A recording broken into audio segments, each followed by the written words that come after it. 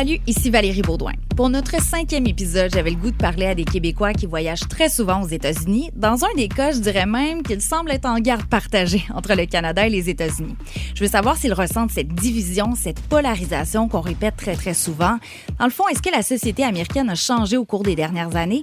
Et comme ce sont des gars de sport qui seront en entrevue avec moi, est-ce que ça parle de politique dans les vestiaires ou c'est un peu tabou? Donc, je suis très, très contente d'être entourée de mon collègue Jérémy Filosa, chroniqueur sportif au 98.5, propriétaire aussi d'un condo en Floride. Bonjour, Jérémy. Salut. Merci d'avoir accepté l'invitation.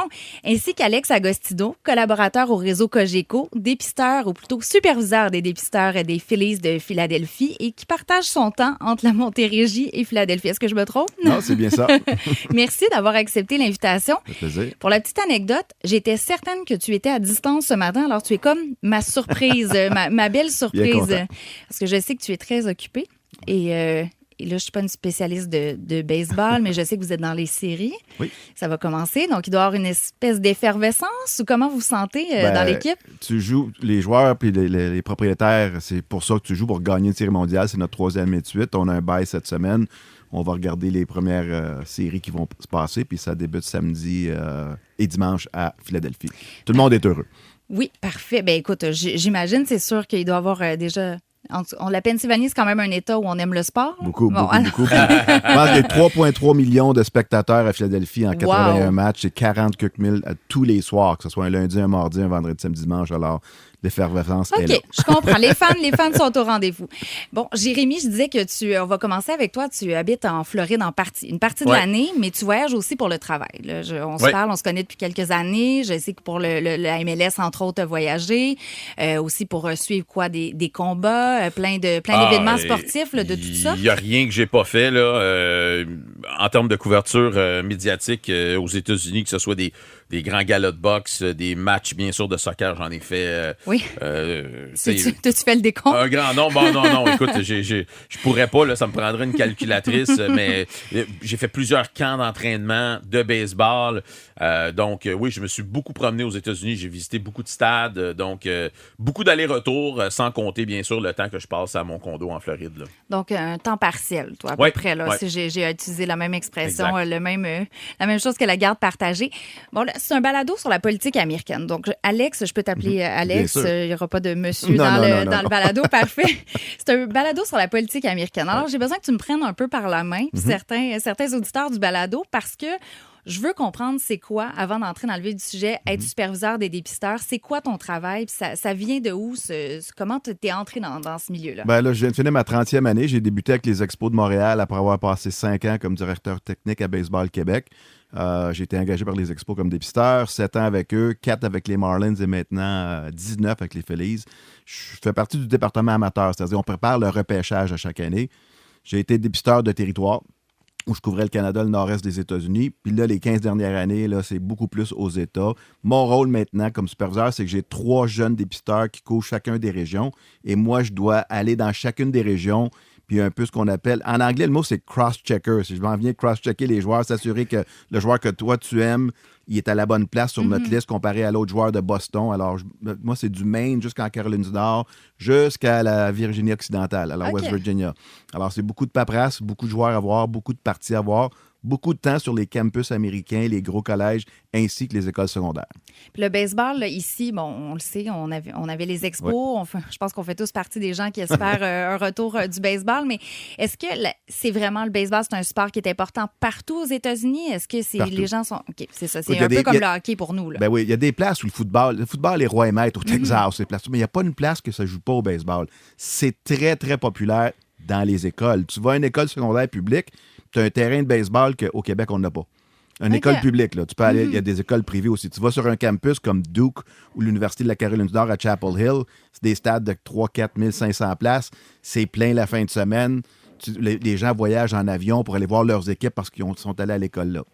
Au Québec, là, le baseball est en effervescence, est en progression. Les gens continuent, les gens veulent s'entraîner. C'est un sport qui a été mort avec un peu le décès des expos, mais qui a repris parce que les gens aiment ça. Alors, moi, le Québec, l'Ontario, ça joue à balle. Les États-Unis, ça joue partout. C'est populaire dans les écoles. Évidemment, tu as des équipes du baseball majeur, que ce soit Boston, New York, Philadelphie. Les jeunes alentours de ces régions-là, ils veulent tous jouer au baseball. Bon, ben, tu sais, au Vermont, il n'y a pas beaucoup d'équipes de football. Ben, il y a du baseball, il y a du baseball collégial. Alors, ça joue beaucoup, puis ça part dans les écoles très, très jeunes. Moi, ce qui m'a surpris, c'est que mon fils, qui est dans un programme de sport-études de baseball, puis, tu sais, on joue un peu partout au Québec, en Ontario et tout ça. Et dès qu'on traversait les frontières pour s'en aller aux États-Unis, écoute, moi, je me souviendrai toujours de la première fois qu'on est traversé, mon fils était quand même beaucoup plus jeune, on est allé jouer à une place qui s'appelle Malone, New York. Peux-tu dire que Malone, New York, là, c'est un village? Tu rentres là-dedans puis tu vas en ressortir le plus vite possible. Mais je peux-tu te dire que le terrain de baseball, j'avais la mâchoire à terre parce que j'ai dit comment un village comme ça peut avoir un aussi beau terrain à côté d'une école secondaire publique, entretenue de cette façon-là, manicurée, je dirais. Et à Montréal, écoute, t'arrives sur les terrains, les lumières fonctionnent pas, les portes sont barrées, on n'a pas de but, les buts sont pas là, le gardien s'est pas présenté. Jérémy, c'est pas la ville qui s'en occupe à Malone, c'est l'école. Il y a bien des places, c'est l'école, c'est la fierté. Tandis que dans les grosses villes, au Québec, ben, si c'est la ville, c'est moins bien. Mais il y a des très beaux terrains au baseball en Montérégie, en banlieue, en région au Québec, parce qu'il y a une fierté. Quand t'as pas de fierté, ben, c'est ça. Tu t'en fous des lignes qui sont bien faites. Tu t'en fous que la lumière qui marche pas. Tu t'en fous que ça soit barré. Mais dans ces places-là, ben, souvent, les joueurs s'occupent du terrain. Les kids qui sont à l'école secondaire, après le match, c'est eux qui raclent le terrain. C'est eux qui s'assurent parce qu'ils vont jouer là. On leur prépare à dire, regarde, si tu veux jouer sur un beau terrain, occupe-toi-en. Ici, des fois, tu veux t'en occuper, mais la ville ou celui qui travaille pour la ville ne veut pas te laisser faire. Il y a des bonnes places, par exemple, au Québec. Il y a des très beaux terrains. Puis, Alex, tu habites dans la région de Philadelphie, comme je disais, bon, un peu en garde partagée. C'est comment vivre aux États-unis Ben moi, une bonne partie de l'année? Moi, je vis malheureusement dans les hôtels parce que je me promène beaucoup, que ce soit en Philadelphie pour des réunions, mais je suis beaucoup entre New York et Caroline du Nord. Beaucoup de temps passé en Caroline du Nord à cause du calibre de baseball. Parce que dans mon rôle maintenant, je ne vais pas voir des parties de baseball pour le fun. Je ne vais pas voir des parties pour passer le temps. Je vais voir un joueur clé. Je vais voir 3-4 joueurs où sur 3 jours, je vais passer l'Université Duke, à l'Université Wake Forest, à l'Université North Carolina State. Oh, il faut que tu retournes à New York pour aller voir l'Université St. John's parce que j'ai un horaire que je dois m'organiser avec. Mais moi, je ne vois pas une grande différence avec ma vie en Montérégie, à Saint-Bruno, ou ma vie aux États-Unis. La seule affaire, c'est qu'aux États-Unis, je suis sur les campus, je me promène, je suis à des places où tout le monde est de bonne humeur. Un campus collégial, là, tu vois, à l'Université de Duke, là, qui est une université qui ça fait 100 ans qu'il est là, les bâtisses sont incroyables. J'étais là la semaine passée. Le soir, c'était Ed Sheeran qui était en concert à un de leur amphithéâtre. Il y avait du monde partout, les élèves qui se promènent. J'adore voir la jeunesse, tu sais, c'est des gens de 18 à 22, 23 ans. Alors moi, je ne vois pas une grande différence dans mon day-to-day, comme on peut dire, excusez l'expression, mais la différence, c'est dans la mentalité. C'est ça que je vois beaucoup, dans la mentalité où je suis. Les ça gens, dépend de l'État ou de l'endroit. Oui. Chaque État, que tu sois au Vermont, c'est une façon de penser, que tu sois en Caroline du Nord, ça pense d'une autre façon, que tu sois à Philadelphie, c'est une façon, à Pittsburgh, c'en est une autre. Mais la passion pour le sport puis le désir de énorme. voir c'est ça. La passion est énorme. Puis je le vois parce que j'aime écouter les nouvelles politiques quand je suis au CNN, Fox. C'est comme tu es dans un monde différent. Tu écoutes CNN, t'es comme, oh my God, c'est une chose. Oui. Tu changes de poste dans la même ville, dans le même News, pays. C'est pas, Fox, c'est pas comme, du tout la même pas, chose. Il n'y a rien qui se passe. J'étais en Caroline du Nord cette semaine. Le nombre d'amis qui m'ont appelé pour savoir si j'étais correct à cause des de l'ouragan Hélène. Parce que tout le monde ici parlait de la Caroline du Nord. C'est gros, la Caroline du Nord. C'était dans Western Carolina où il y a eu beaucoup de dommages, beaucoup de ravages. Mais les gens, parce qu'ils écoutaient les nouvelles ici, pensaient que j'étais mort. Pensaient que, écoute, comment t'as fait? Ton avion a-tu atterri? T'as-tu fait ça? C'est parce que c'est l'information qui est diffusée qui est différente d'une place à l'autre. Oui, puis les gens pensent que les États-Unis, c'est un espèce de tout, tandis que c'est 50 États. Puis là, moi, je dis toujours qu'il y a même ces 50 petits pays dans chaque État, parce 100%. c'est tellement différent, soit en zone rurale ou en zone urbaine. Va à Alabama, où je vais une fois par année, là, c'est pas mal différent de quand je vais à Boston. Oui, j'imagine. Hein? Portland, Oregon. Ouais, oui, c'est un très bon exemple entre l'Alabama, où tu es dans le fin fond des États-Unis, dans le sud profond à certains endroits, puis finalement, quand dans un endroit c'est hyper la place où tu libéral, rentres dans un magasin, puis c'est marqué en anglais « Check your gun at the door ». Oui, c'est ça. Au cinéma. Oh, oui. Fais attention. N'oubliez pas de laisser vos fusils à l'entrée quand tu vas au cinéma en Floride. on le voit souvent, là. Je me souviens d'avoir amené mon fils chez Chuck E. Cheese. C'est la fête d'un enfant. En Floride, là, pour la fête d'un enfant. Puis là, à l'entrée, ça disait, n'oubliez pas de laisser vos armes à feu à l'entrée. Ah ouais, mais ça, Puis là, tu dis, OK, on peut pas rentrer dans le party avec nos armes à feu. C'est quoi cette affaire? Personne ne me l'avait dit. Moi, j'ai amené mon bazooka avec moi, là. Il peut pas rentrer, non? OK, c'est bon. Ça, Jérémy, je te dire qu'il y a ça malheureusement ou heureusement, je ne sais pas trop comment le prendre. Plusieurs endroits. En Arizona, dans les hôtels, même ils disent, OK, on est un site, nous, où tu n'as pas le droit à ton arme à feu. Puis là, il y a des gens qui vont se plaindre parce que là, c'est l'hôtel, puis pourquoi tu n'as pas le droit? Puis il y en a qui essaient encore d'avoir leurs armes dans les aéroports et tout ça. Donc, il y a toujours un petit quelque chose, disons, qui dérange les propriétaires des armes à feu. Mais là, on ne rentrera pas dans le débat sur le deuxième amendement. Je vous épargne ça. Pour faire une petite parenthèse, j'ai été très surpris de voir que dans le débat entre Harris et Donald Trump, il n'y a pas été question du tout de ce sujet-là. Zéro. Ben, je veux dire, d'habitude, c'est toujours ça démontre quoi? Ça démontre justement que les gens sont tellement rendus habitués. D'habitude, tu parles de la dernière fusillade pour dire est-ce que là, on va changer les règlements, mais... Ça n'a aucun impact. Zéro. Il n'y a rien qui va changer, de toute façon. Puis les gens ne vont pas changer leur allégeance pour voter pour un ou pour l'autre, si dépendamment des lois sur les armes à feu. Le deuxième amendement, même... Tim Walz, le candidat vice-présidentiel, est fier d'avoir une arme. C'est juste la façon que tu dis, tu vas jusqu'où avec ton arme. Lesquelles sont bonnes ou non, entre guillemets. Jérémy, tu vas en Floride depuis combien de temps à peu près? Tu dirais que tu passes une bonne partie de l'année? Ben, je te dirais, ça fait 12-13 ans, mais j'allais déjà en Floride avant, quand même assez régulièrement pour des événements sportifs. J'ai décidé d'investir là-bas, acheter une propriété quand le marché est tombé. Il y avait des opportunités en or à ce moment-là. Fait que j'ai décidé d'investir. Donc, je te dirais 12-13 ans, je fais au minimum 3 séjours en Floride par hiver. Puis, est-ce que tu trouves que ça a changé? Parce que la Floride, avant, c'était un État qui était, je te dirais, moitié républicain, si je résume, moitié démocrate. À chaque élection, on se disait, est-ce que ça va aller d'un côté ou de l'autre? Là, c'est beaucoup plus conservateur, c'est ce qu'on voit sur le terrain. Mais toi, est-ce que tu as ressenti ce changement-là dans les dernières années? Oui, bien, ce que j'ai ressenti, c'est que je pouvais plus, disons, autour de la piscine, discuter avec des voisins de politique. C'est plus possible. En fait, je ne le fais plus du tout. Tu le faisais avant? Oui. Tu sais, je retourne aux années de Al Gore, Obama et tout ça. Il y avait des discussions, mais c'était pas comme c'est présentement. Tu sais, c'était pas de la haine de part et d'autre. Oui, on s'aimait pas, on s'entendait pas, les républicains et les démocrates. Mais là, c'est parce que ça peut virer assez rapidement, là, ça peut déraper. Alors, tu sais, j'évite de parler de ces sujets-là. Et j'ai aussi été surpris de voir que, par exemple, dans l'édifice où je suis, je connais quand même mes voisins les plus près.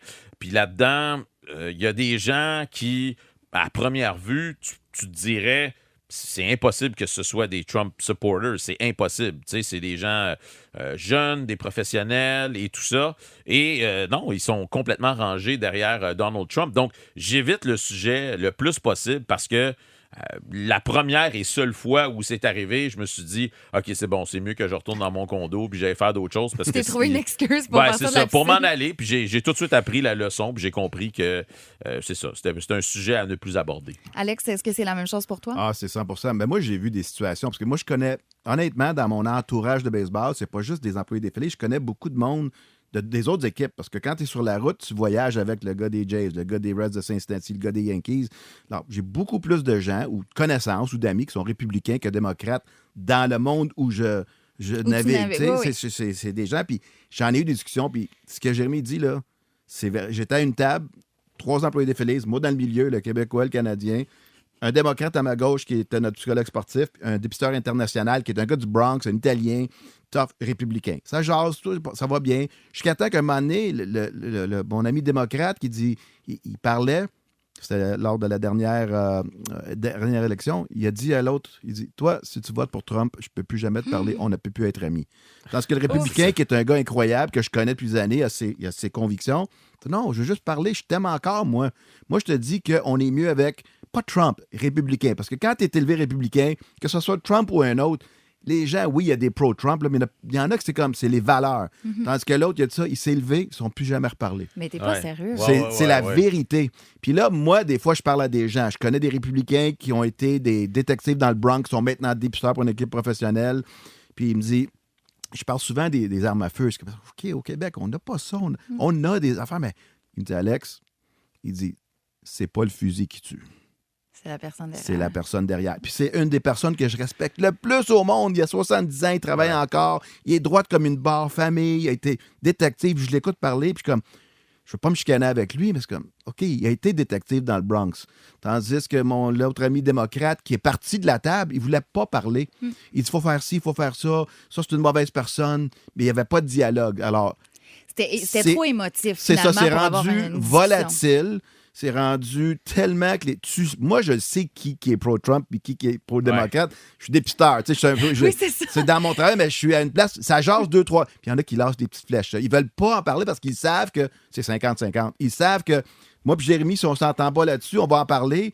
Puis après 5-10 minutes, ben lui, il va avoir ses idées, moi les miennes. On est volatile. Là, les gens, ils comprennent plus, ils s'en vont. C'est un peu comme les chicanes dans les années 70-80 au Québec. La politique, le oui, le non. Ça a brisé des familles, des amitiés.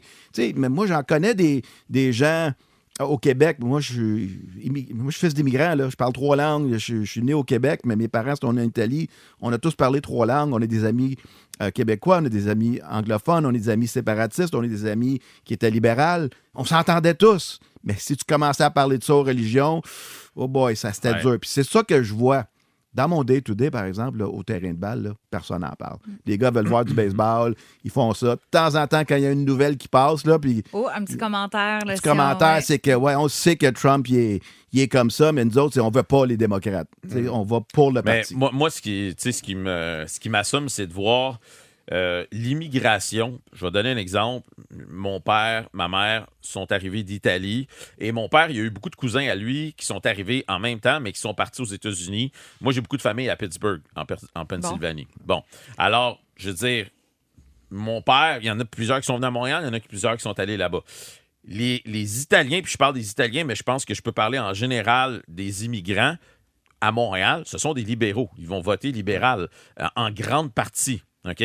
Et plus mes parents avancent dans la société québécoise et plus mes parents sont des libéraux, ouverts d'esprit et tout ça, alors que mes cousins et mes oncles à Pittsburgh sont des républicains. Tu veux dire libéraux dans le sens idéologique du terme, pas dans le sens parti libéral nécessairement même ici, même un mais peu des deux. idées plus de gauche, des exactement. démocrates. Mettons. Exactement. Alors que mes oncles et mes cousins à Pittsburgh, ce sont tous des républicains, ce sont tous des Trump supporters. Alors, quand on se rencontre à quelques reprises, puis c'est drôle parce que on se voit le plus souvent en Floride maintenant, parce qu'eux aussi ont un condo en Floride. Bon, les nous, on est réunions en de Floride. famille, donc au lieu de faire, c'est quand même pas pire. Hein? Mais c'est ça, au lieu de faire Montréal-Pittsburgh, aller vice-versa, ben on se voit en Floride durant l'hiver parce qu'eux autres aussi, c'est des snowbirds. Mais pour ma conjointe, par exemple, quand je lui dis « Ah, on va aller voir mes oncles », elle n'est pas contente. Elle aime pas ça, puis elle se sent pas à l'aise, puis je la comprends. Puis eux, c'est leur façon de penser. Tu pourras jamais changer leur opinion, mais c'est de démontrer à quel point l'immigration, les immigrants qui sont arrivés en même temps, ont maintenant des philosophies. Parce que leur milieu a changé aussi, puis c'est pas la même moi, ma même famille, j'ai personne beaucoup qui de famille dirige. du côté de ma mère en Floride, une couple au Connecticut. Au Connecticut, ils sont pas pareils que ceux qui sont en Floride, sont tous républicains. Puis j'ai un cousin de mon âge qui m'envoie des messages de quand... Tu sais, Messenger, Facebook, tu reçois des messages comme « Ah, ça se peut pas qu'ils ont fait ça, les démocrates. » Je veux pas dire que je m'en fous, mais c'est pas moi qui vote. Là. Je veux dire, envoie-moi pas ça. Oui. J'ai des amis québécois qui demeurent aux États-Unis, puis c'est des pro-républicains, sont intenses dans leur envoi de messages, sont très, très intenses, tandis que les gens démocrates que je connais sont beaucoup plus... Écoute, ils essayent de parler un petit peu, mais t'en as sur chaque côté de la médaille, t'en as des gens qui ont aucune ouverture d'esprit. Ouais. Puis je pense que ça ne changera jamais. Non. Donc, j'ai l'impression, puis je ne sais pas si vous avez le même vécu, mais ceux qui supportent vraiment Donald Trump, qui sont derrière lui, ils savent, par exemple, que les Québécois en général, puis les Canadiens, ils n'aiment pas Trump et tout ça, puis là, ils veulent défendre leur point. C'est comme journaliste, là, quand je pose des questions, je dis que je viens du Canada, sont pratiquement, je vais t'éduquer, t'expliquer pourquoi Donald Trump, c'est un bon choix. C'est peut-être la même chose pour des Québécois qui sont pro-Trump, même si eux ne votent pas aux États-Unis. C'est un autre côté un peu fascinant de prendre ça aussi à cœur. Là. Moi, ce qui m'assomme, là, c'est que je pense que là où Trump pourrait aller vraiment gagner des points, c'est s'il parlait plus concrètement de c'est quoi son approche pour, disons, par exemple, remettre l'économie sur pied, alors que je trouve que Kamala Harris ses arguments sont extrêmement faibles à ce niveau-là, puis Trump pourrait aller gagner des points là s'il s'expliquait comme du monde. Mais il arrive sur le podium puis il fait juste dire des niaiseries. Il fait juste attaquer. Il fait juste attaquer l'adversaire. Moi, c'est pour ça que les gens sont sur la défensive. Ils essaient de justifier peut-être pourquoi il fait ça. Ben, ce qui m'assomme le plus, c'est, je parlais tout à l'heure des années de Al Gore, puis ça peut être même George W. Bush, que j'appréciais pas nécessairement, mais c'est pas grave. Quand les deux candidats se présentaient au podium, on parlait quand même d'enjeux. Voici ce que moi je pense de cet enjeu-là, voici ce que moi je pense. Oui, une fois de temps en temps, on s'envoyait des flèches, mais on parlait quand même des sujets les plus chauds, puis qu'est-ce que moi j'en pense, puis qu'est-ce que j'ai l'intention de faire. Tandis qu'aujourd'hui, j'ai juste l'impression qu'on se garoche des insultes. On parle même pas des sujets les plus pertinents. Ils répondent même pas aux questions. Fait que je comprends pas. Même le débat qu'on a eu cet été entre Harris et Trump, à la fin, je me suis juste dit, on vient juste de perdre notre temps, on n'a rien appris. Je pense qu'on en avait encore plus perdu en juin entre Biden et Trump. Celle-là, ça a été un désastre. Si je suis un Américain puis je veux savoir ce que les candidats pensent de certains enjeux, je sors de là puis je suis pas plus avancé. Mais de toute façon, il y a tellement deux familles politiques, puis c'est soit t'es démocrate, soit t'es des républicains. Si t'es indépendant, t'es pro-parti vert, libertarien, tout ça, tu sais qu'il n'y a pas d'avenir là-dedans. Tu sais que même si tu veux voter puis t'as des grandes convictions puis tu te dis non, moi je veux voter pour un tierce parti ou si Robert Kennedy Jr. est intéressant à la cour, je veux voter pour lui absolument. Ça va pas changer quelque chose. Ça va enlever des votes à un camp ou à un autre. C'est plate de dire ça, puis je trouve ça presque cynique, mais il y a comme ce côté-là où tu t'aimes peut-être pas Trump, mais t'aimes pas les démocrates. Tu le dis, des fois, c'est dans la famille. C'est un espèce d'héritage politique que jamais tu vas voter pour un candidat républicain. 100%. On va s'arrêter une petite seconde pour une petite pause et on revient dans un instant.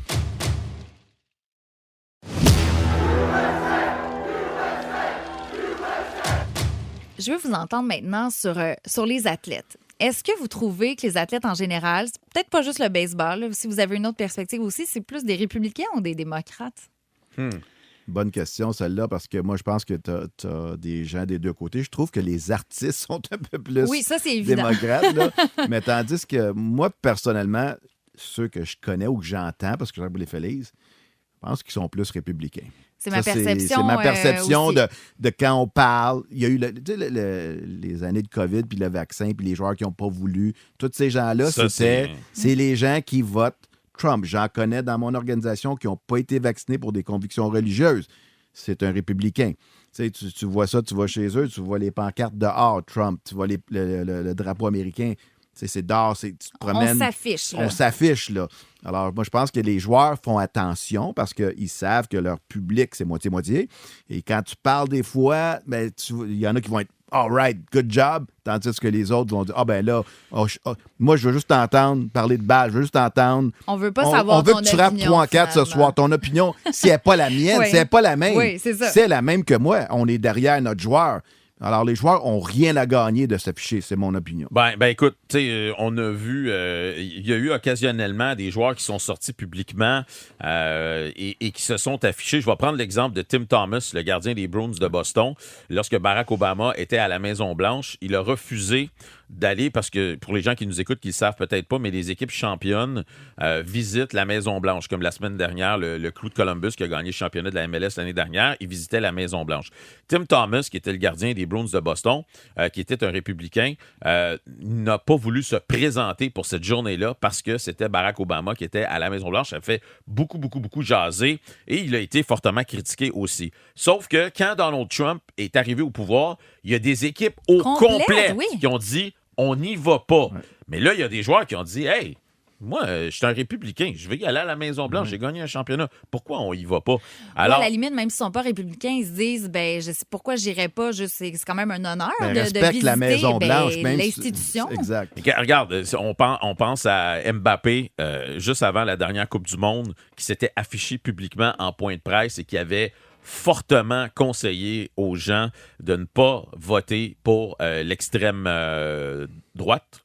Oui. Exact. Pour les élections en France. Exactement. Et on ne savait pas de quel côté ça allait aller. Finalement, ça n'a pas été serré. Et il y en a plusieurs qui disent, tu sais, Mbappé, là, c'est des centaines de millions de personnes qui le suivent sur les médias sociaux. Et les jeunes qui le suivent puis qui ne savent pas dans quelle direction aller, puis ils disent, si mon héros, mon joueur que j'aime le plus, me dit ça, ben peut-être que je devrais le suivre. Donc, ils ont quand même une influence majeure.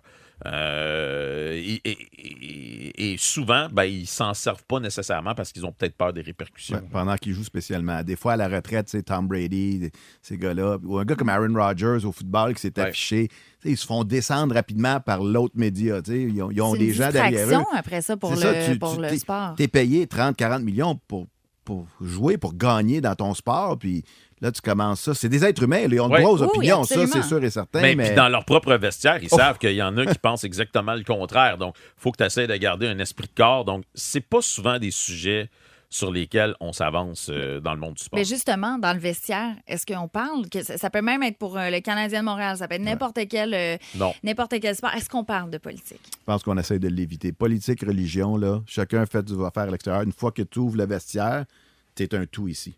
À l'extérieur du vestiaire, si tu es d'une façon, tu as une foi, une certaine conviction, tu es républicain, démocrate, va faire ce que tu as à faire, fais ce que tu veux faire, mais une fois que tu es dans le vestiaire, c'est l'équipe qui est importante et non l'individu. Écoute, je vais parler de religion. Tu parles de religion. Tu sais, les équipes de baseball, souvent, puis je ne sais pas si c'est encore le cas aujourd'hui, mais moi, j'ai couvert les expos jusqu'à la fin. Il y avait toujours un service qui était offert aux joueurs le dimanche matin. Avant la pratique au bâton, les joueurs pouvaient aller se recueillir et tout ça. Puis je sais qu'au football, tu sais, tu parles à des joueurs des Alouettes québécois qui ont eu des entraîneurs de football américains. Et là, dans le vestiaire, on fait la prière.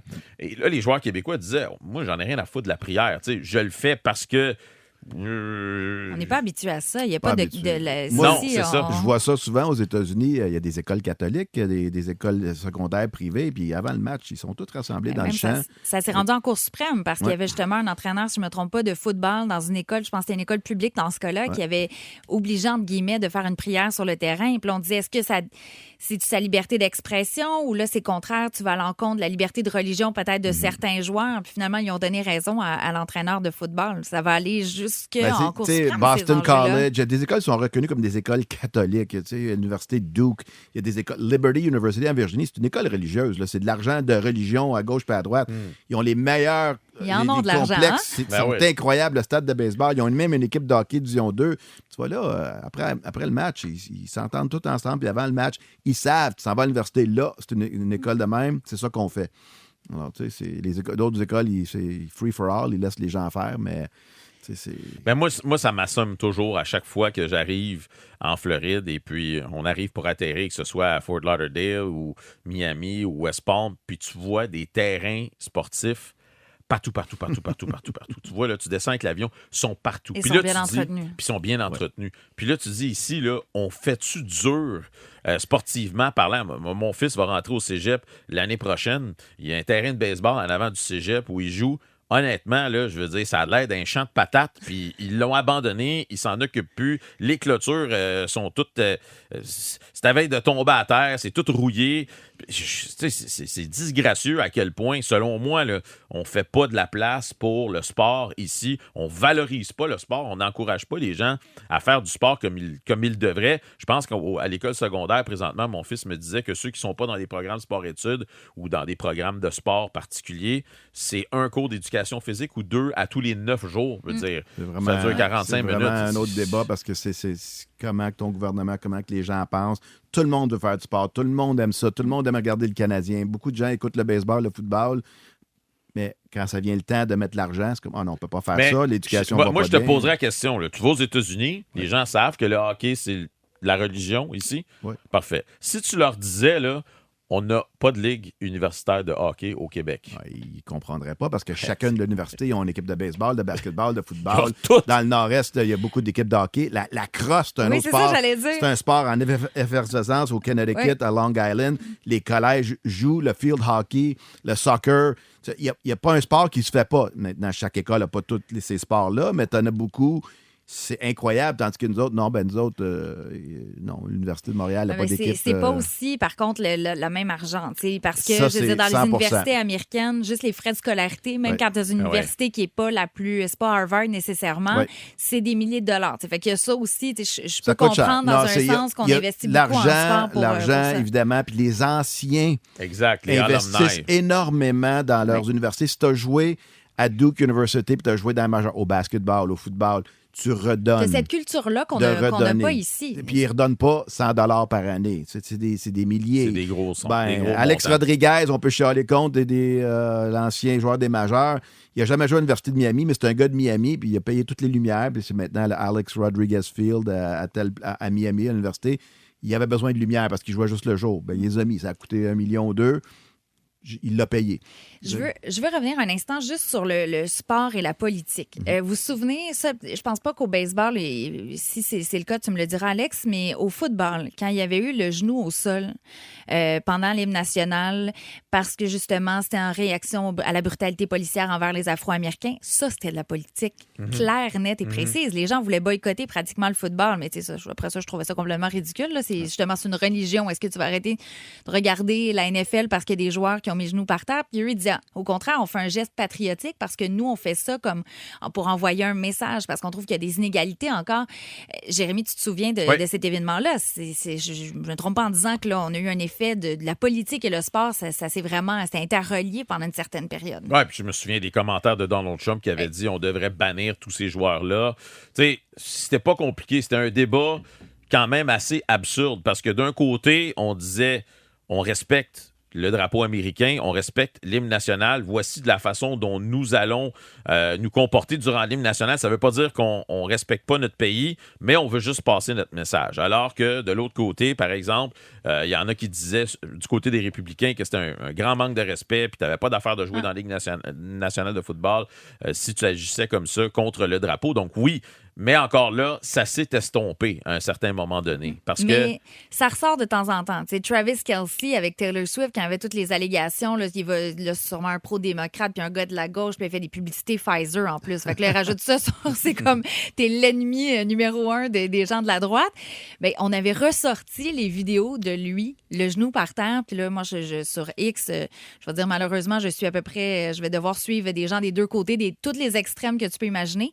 Puis là, on mettait cette vidéo-là en loop, puis en boucle, puis on voyait le genou par terre. Puis là, mon Dieu, que c'est un mauvais Américain. Mais moi, je vois pas ça. Je suis pas américaine, mais je vois pas ça comme un geste non patriotique. Je pense que si tu as une moitié de cervelle qui marche, tu es capable d'analyser que c'est pas parce que c'est pas un Américain fier, mais qui veut que certaines choses changent. Jérémy, il y aurait une bonne partie de la population qui ont la moitié de cervelle qui ne fonctionne pas. C'est ce qui m'assomme quand je vais aux États-Unis, parce que je suis souvent là, c'est que par exemple, dans mon complexe, il y a des gens d'un certain âge qui ont travaillé toute leur vie, qui ont accumulé leur argent, qui sont à la retraite maintenant, qui sont des pro-Trump, qui sont des républicains. Ils ont leur façon de penser, puis jusqu'à un certain point, je peux comprendre. Et là, je peux me retrouver, je sais pas moi, dans un parc où il y a des gens d'une extrême complètement opposés, qui n'ont pas d'argent, qui ont beaucoup de difficultés, qui habitent dans des maisons délabrées, qui vivent la misère, là. Et eux aussi, c'est des Trump supporters. Et moi, c'est ça qui me fascine, c'est que Trump a été capable d'aller chercher des gens dans les extrêmes, dans les deux extrêmes, et ces gens-là, pour des raisons complètement différentes, s'entendent sur Donald Trump. Ça doit être une première dans l'histoire. Bien, en 2016, l'élection face à Hillary Clinton, pourquoi il a gagné, entre autres, c'était avec la Pennsylvanie, donc l'État des Phillies, parce qu'il réussissait à parler aux gens, puis là, je vais utiliser une expression, là, classe ouvrière, là, classe moyenne puis basse classe moyenne, donc des gens qui vont travailler dans des usines, qui vont travailler dans l'industrie automobile, qui vont travailler dans plein d'industries. Normalement, c'est pro-démocrate et pro-syndicat et tout ça. Puis là, il se disait, je me reconnais en Donald Trump, mais Donald Trump a jamais vécu la misère de sa vie, on s'entend. Là. Moi, c'est ça qui m'a aussi perturbé, c'est qu'il réussit à raisonner c'est son côté businessman, même si on sait qu'il y a eu le rêve américain. C'est ça, il y a eu beaucoup de faillites, puis il y a eu beaucoup de poursuites, mais ceux qui ont de l'argent puis qui veulent faire de l'argent se disent, Trump est mieux pour nous. Ouais. Et ceux qui sont au bas de l'échelle et qui sont des rebelles un peu de la société disent, c'est un rebelle, il est comme moi, il pense comme moi. Donc, il arrive à aller chercher... Il dit ce qu'il pense, surtout. Il dit ce qu'il pense. Alors, il va chercher... Je veux dire, tu mettrais ces deux personnes-là un côté de l'autre, puis tu dirais, c'est impossible qu'ils ont la même allégeance politique. Et pourtant... Il n'y a pas peur de parler, puis les gens... C'est pas un politicien.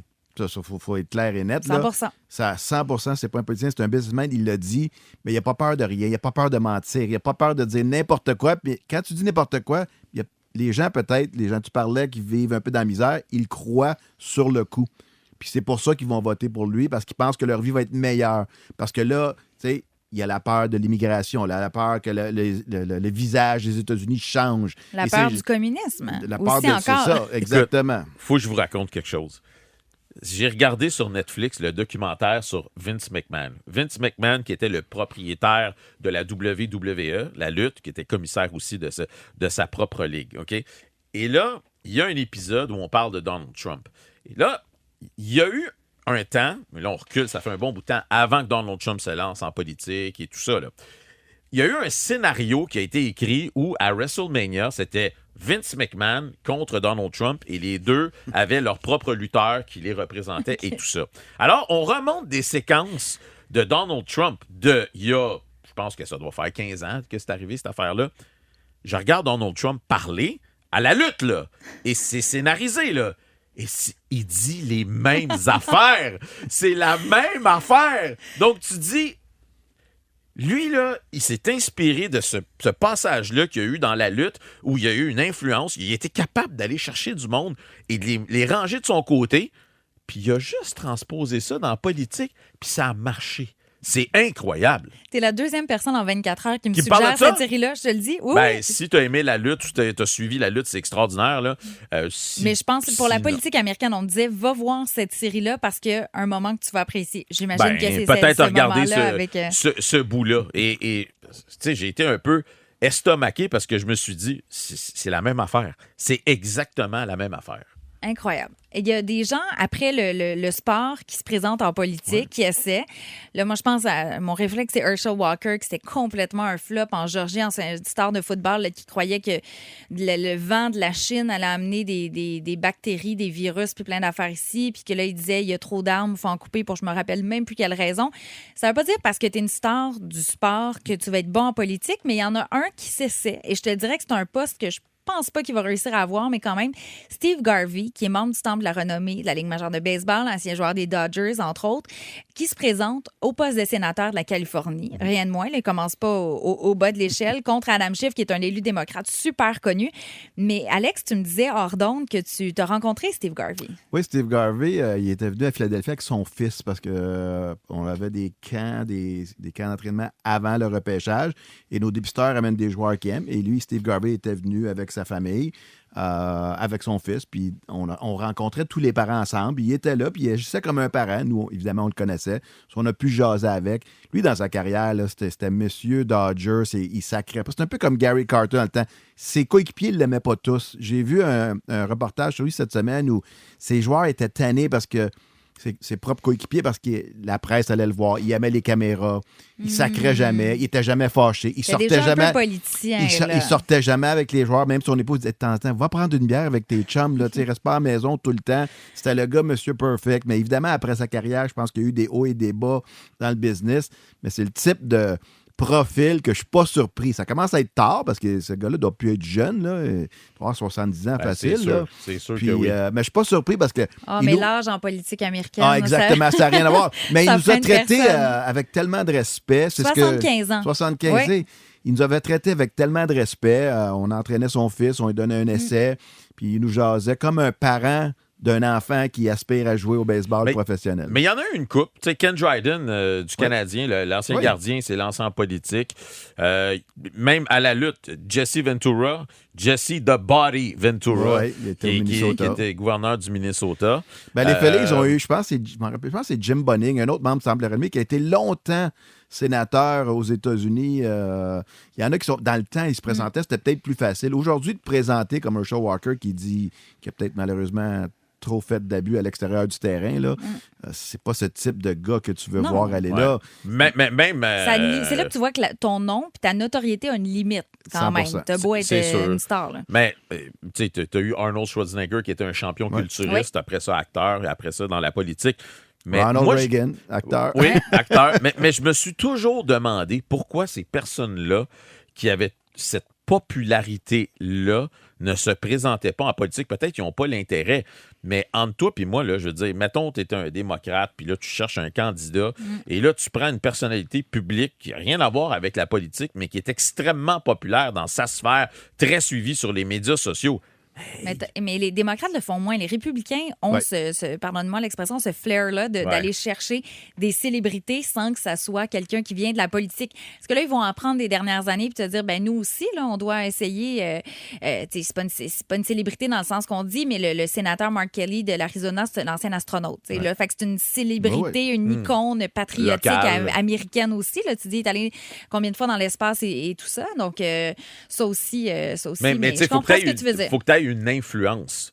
Il faut que les gens te suivent sur les médias sociaux, il faut que tu aies une influence. Mais ces gens-là, je veux dire, mettons, là, tu as 5 candidats, il y en a 4 que tu connais pas, puis l'autre, c'est un athlète que tu apprécies. Ben, écoute, les autres, je sais même pas c'est qui. Bon, on va voter pour le gars que je connais, puis je l'apprécie comme athlète, fait que go. Mais aujourd'hui, on dirait qu'il y a moins de gens rassembleurs. Que ce soit Hillary Clinton dans le temps, que ce soit Trump, que ce soit Kamala.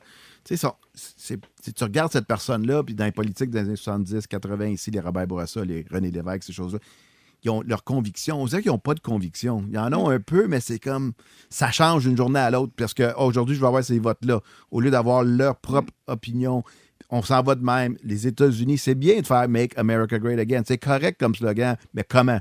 Puis pourquoi? Puis comment qu'on va le faire ensemble au lieu de toujours s'entretuer? On termine bientôt l'enregistrement. J'ai 2 petites questions encore. Alex, je me tourne vers toi. Pennsylvanie, tu es l'État le plus courtisé en ce moment. Je ne sais pas si toi, personnellement, tu te sens courtisé, tu ne votes pas. Alors, je fais une petite blague, mais est-ce que tu sens que la Pennsylvanie, il y a quelque chose qui se passe là? Moi, personnellement, dans mes déplacements entre les deux, c'est très, très divisé. Je suis à Philadelphie, tu sais, alentour en banlieue, parce que Delaware est à côté. Là, plus démocrate. C'est à 15 minutes, c'est là que Biden y demeure, c'est là qu'il vient. Mais tu commences à sortir des chantiers battus de Philadelphie, oups, les petites fermes, le centre de la Pennsylvanie, je trouve que c'est républicain. Moi, personnellement, juste en jasant avec du monde, moi, je pense que ça va tourner républicain. Ça va rester ou tourner républicain. Ça va être très, très, très serré. Ça va être serré, c'est sûr. Très serré, mais t'as des gens qui travaillent fort en banlieue de Philadelphie. Ouais. T'as des gens, t'es vois aller. Puis moi, je vois juste quand ils sont au terrain de balle. T'as 45 000 personnes qui ont tous un chandail ou une casquette des Phillies, puis tout le monde s'entend. Il n'y a pas de chicane, il n'y a pas de bataille dans les estrades. C'est ça qui est plate. Ils sont tous rassemblés. Ils sortent. Là, tout le monde est là, peut se chicaner par la suite. À la sortie, tu décides de parler de politique. Non, on évite ça. C'est terminé. Jérémy, si j'avais à te faire un équivalent dans le sport de républicains et démocrates, c'est quoi les 2 équipes qui saillissent le plus et qu'il n'y a personne qui ne pourra jamais être réconcilié? Écoute, bonne question. Yankees, Red Sox, probablement. Au baseball. Au hockey canadien, les Bruins. Le Canadien, Toronto. mais même là, les Canadiens et Bruins, ils s'affrontent plus chose. assez souvent. Là, peut-être les Maple Leafs, là, parce qu'il y a eu des accrochages entre le Canadien et les Maple Leafs récemment. Mais Moi, je trouve qu'en tout cas, je vais faire ma petite parenthèse que j'ai pas du tout de connaissances en sport. Mais moi, je te dirais que dans ma famille, le hockey, c'est la religion. Puis si tu vois une casquette des Bruins de Boston, là, c'est pratiquement un affront. J'ai un oncle qui est comme un peu un républicain dans la famille démocrate. Je vais faire le parallèle. Puis lui, il porte sa casquette des Bruins. Il porte son chandail ou sa casquette des Bruins. Et là, on a le goût de dire, ben prends la porte. On n'a pas le goût. Je suis comme ton ami psychologue sportif. Là. J'ai dit, j'ai pas envie de te parler. Enlève ça ou viens pas souper. Écoute, j'ai croisé des gens dans ma vie qui sont des Québécois, pure laine, qui n'ont aucune espèce de raison de prendre pour les Bruins de Boston. Il y en a pas mal. Mais ils veulent être le mouton noir.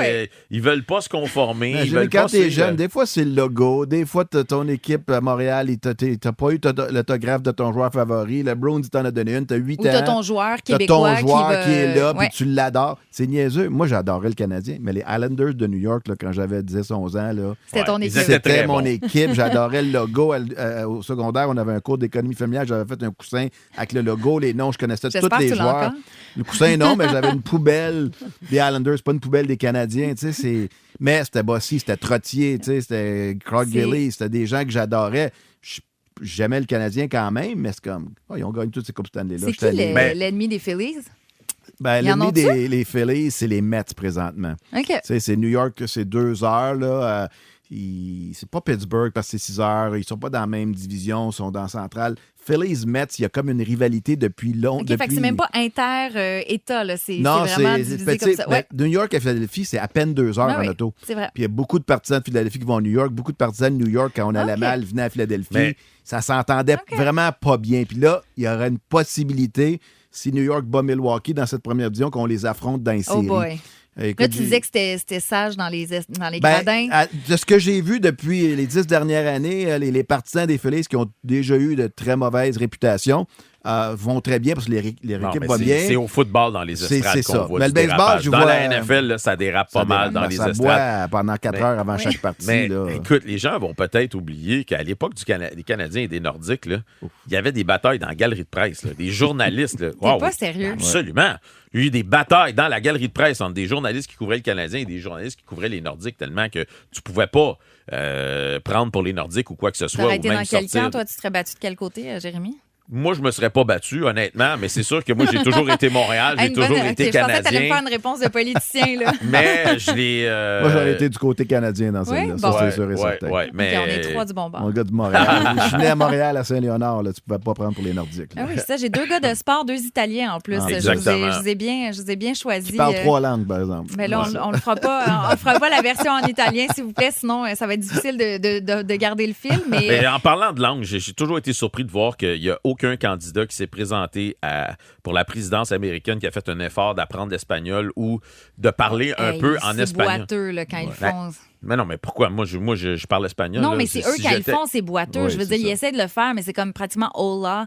Ou, tu sais, comme les. Mais non, mais je veux dire, tu habites aux États-Unis, tu as un rôle important. Il y a une population tellement grande qui parle espagnol. Puis t'apprends pas la langue, au moins pour faire un petit speech ou répondre à 2-3 petites questions. Ça fait dur. Ah, mais ça dérange, Jérémy. Je te dirais que quand tu apprends un autre... Non, mais je fais vraiment une sérieuse parenthèse. Là. Je sais que c'est pas la même chose, mais mettons, Al Gore, qu'est-ce qui lui a nuit aussi dans la campagne, c'est qu'il parlait le français. Pourquoi tu apprends une autre langue? Pourquoi parler le français? C'est autant, c'est si. Là, si tu apprends ça, ben, tu es comme pratiquement pro-immigrant. Mais là, pourquoi tu apprends l'espagnol puis pas une autre langue de telle autre communauté? Ouais. Tout est politique. Je suis plate de même. Oui, là, non, mais t'as je suis d'accord avec ton point. T'as raison. Tu sais, moi, je croise des athlètes à tous les jours depuis 25 ans. Les Américains, à 99,9%, parlent aucune autre langue que l'anglais, refusent de l'apprendre ou sont pas capables, sont juste pas capables. Mais si tu restes, Jérémy, dans le Midwest américain où c'est 95% blanc, tu vas à l'école, tu vas à l'église le dimanche, il y a quelle autre langue? Mais tu vas à Miami, au Nevada, Arizona, ça parle, tout beaucoup. ça, Californie. C'est plus les Dominicains qui parlent les 2 langues, les Cubains qui parlent les 2 langues. Mais évidemment, c'est vrai. Moi, ce qui me surprend souvent, c'est quand je suis dans le nord-est des États-Unis, comment il y a des jeunes qui parlent le français. Parce que j'ai pris ça comme 2e langue.